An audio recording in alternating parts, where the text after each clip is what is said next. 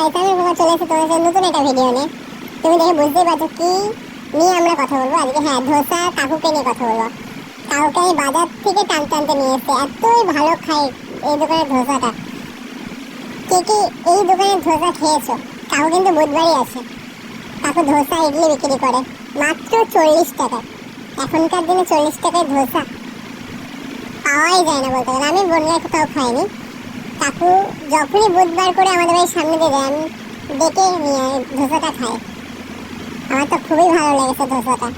আর কাকুর দোকানটা এত সুন্দর, ছোটখাটোর মধ্যে। আর কাকুর হাতের রান্না, উফ, অমাইক। আর কাকুর স্যুপস বলো, চাটনি বলো, সবই কাকু নিজের হাতেই তৈরি করে। আমার তো খুব ভালো লাগে। একদিন না হয় তোমরাও খেও কাকুর কাছ থেকে। আর প্রত্যেক দিনই তো আমি রেস্টুরেন্টের খাবার খাই। আজকে না হয় এই সমস্ত মানুষের একটুখানি পাশে দাঁড়ালাম, এদের কাছে খেলাম। এদেরও খাবার কিন্তু খুবই সুন্দর হয়, আমার তো খুবই ভালো লাগে।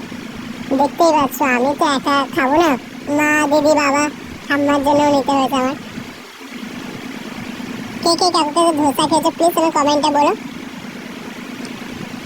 চলো নেক্সট ভিডিওতে দেখা হচ্ছে। আরেকটা কথা, তোমার যদি আমার ভিডিওতে কোনো সমস্যা হয় বা বুঝতে পারো না, প্লিজ আমাকে একটু কমেন্টে বলো, কারণ আমি ফার্স্ট ভিডিও করেছি, তোমাদের সাপোর্টটা আমার খুবই দরকার।